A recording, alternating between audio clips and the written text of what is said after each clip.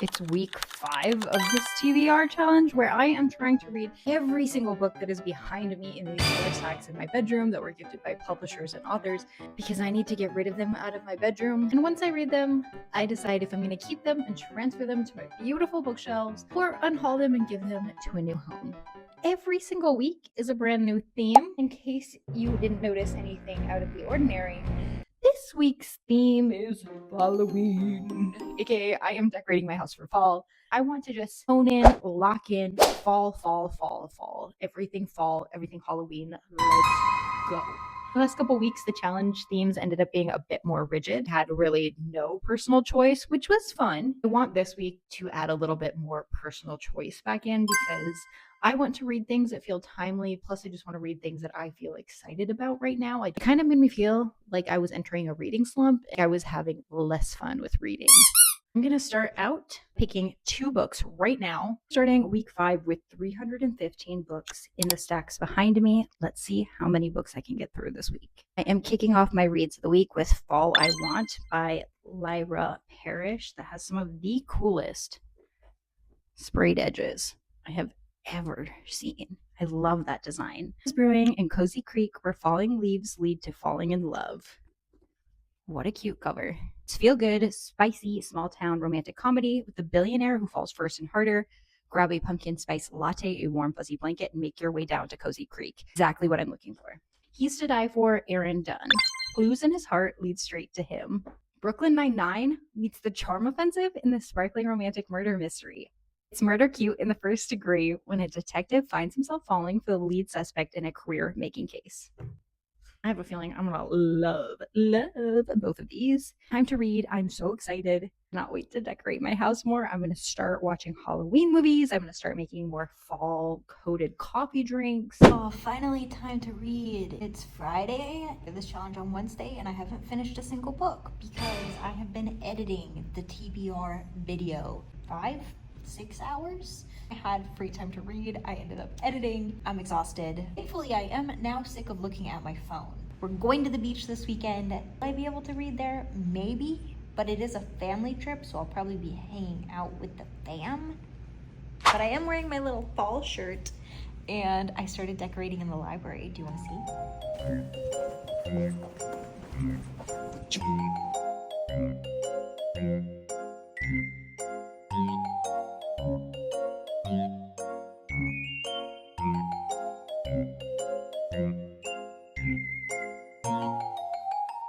Haunted Mansion book. I also have the handbook for the recently deceased next to the horror. Also put the crow next to 6 of Crows, you know, feels fitting. Now watch this.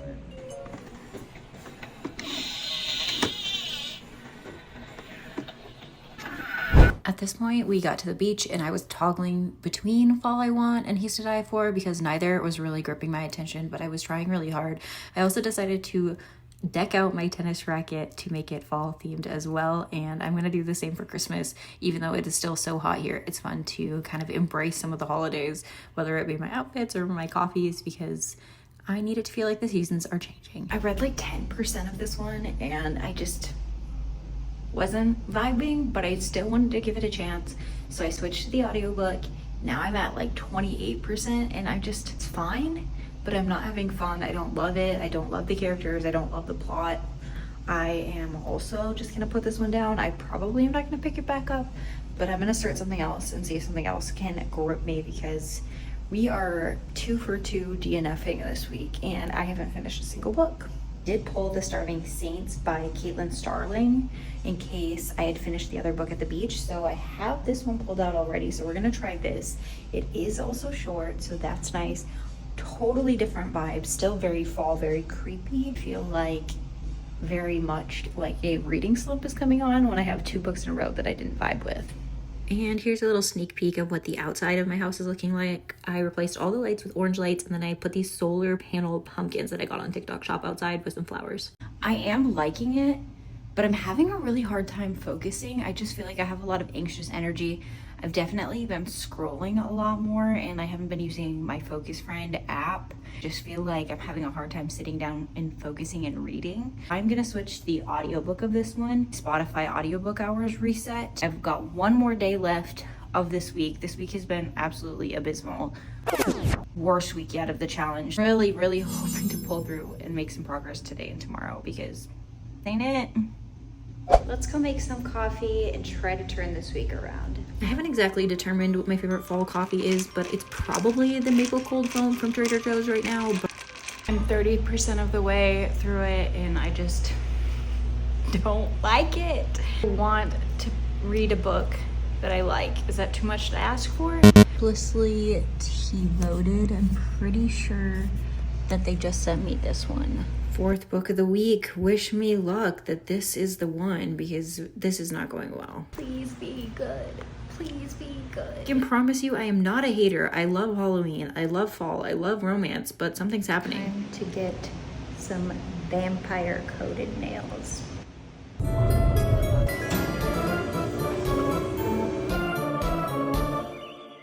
That's in 3, 2, 1. It's the end of week 5, and this was my most disappointing week yet. I don't know if it was me, I don't know if it was the books, but things were just not hitting.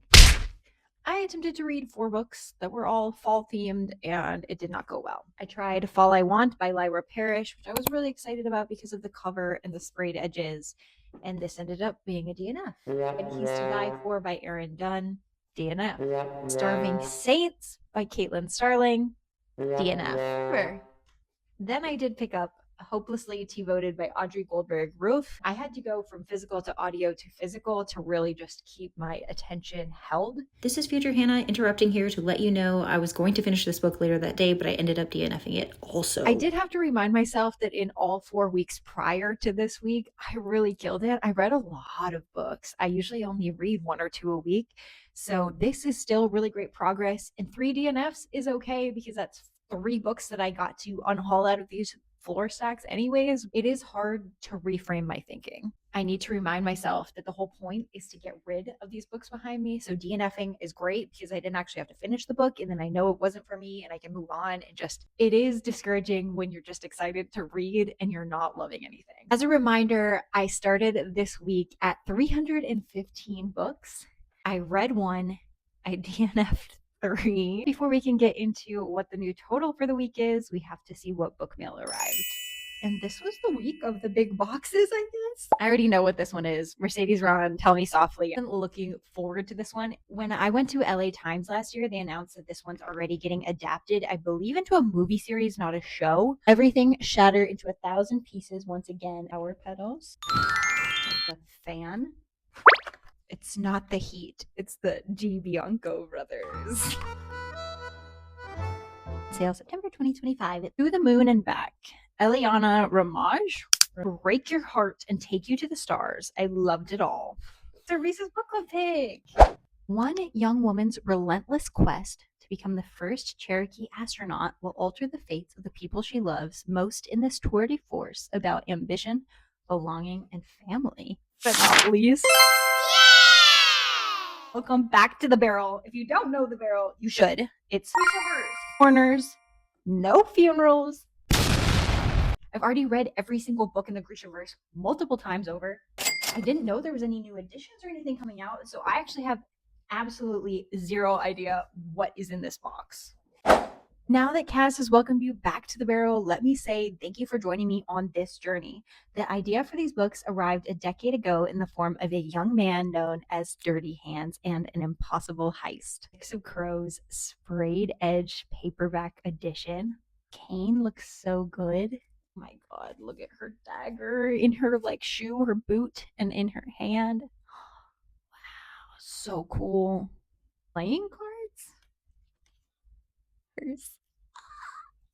Technically read Six of Crows and Crooked Kingdom, so that means they don't have to go in the floor stacks here, so they can just go on the shelf and they don't count for the total. Other 2 do count into the total and have to get added into the stacks, which brings me to a grand total, end of week 5, 313 books. Making progress, sort of. Feel like I started week 1 at 313 books. I will see you in week 6 The theme is going to be a little different than what we've been doing because it's going to be 2 weeks packed into one because I'm traveling, but that is not an excuse. I'm still going to do the challenge because there are no days off. See you in the next episode. Thanks for watching.